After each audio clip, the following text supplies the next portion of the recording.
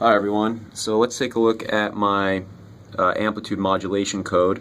As you can see on line 3, I'm reading in a WAV file, and then the rest of the code I'm just basically following the instructions that I put in the lab manual. So on line 6 I'm downsampling it to 4000 Hertz. That's basically a giant low-pass filter. It's sort of a low-budget way of doing that. On line 9 and 10 I'm upsampling the signal back up to 50 kilohertz. So that means there's a lot of samples, but the signal itself has not really changed. It'll still sound like regular music. It hasn't been demodulated, or it hasn't been modulated yet. And then finally on lines 13 through 17, I'm actually performing the modulation, where I'm taking my raw signal and multiplying it by a cosine of the carrier frequency, which in my case I've selected to be 10 kilohertz.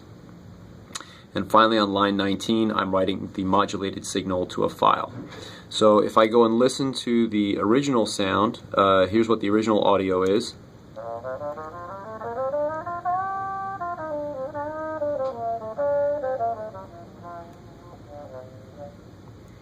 And then just to make sure we did it right, here's what the modulated signal sounds like, modulated, amplitude modulated at 10 kilohertz.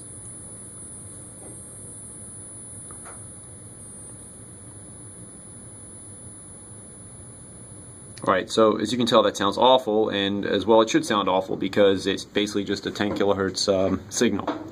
So here's my circuit. It's a little bit of a rat's nest. I didn't clean it up too well, but essentially you've got the analog. Here's where the modulated signal is going to get played back from.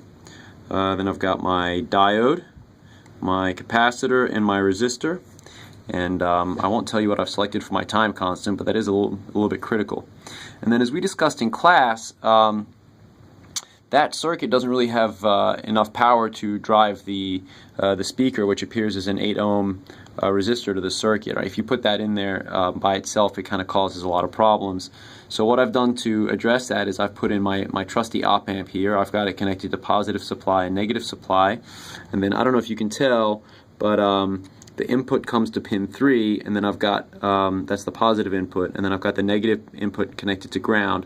So that makes me a buffer with a gain of 1. So that doesn't change the voltage at all, but it does mean that the speaker can now not draw any current from the demodulation circuit.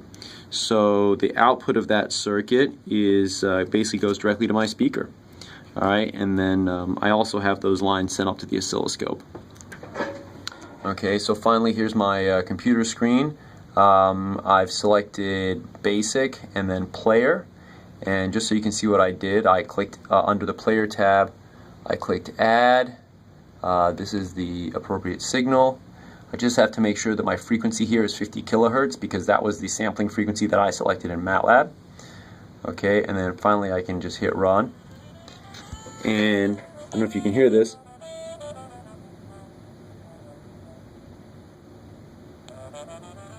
A perfectly demodulated signal. Now, just to make sure that we're not, pulling the wool over your eyes, I can take instead of having the speaker listen to the demodulated signal, let's have it listen to the modulated signal. So I'm going to put that input right here at the input of the diode, and that's what the modulated signal sounds like. It's awful. Okay, but again, if you go to the demodulated circuit, sounds perfect. Okay, it's not super loud, but it's a lousy speaker. We're not really driving it with a proper speaker driver circuit, so you get what you can. But it works.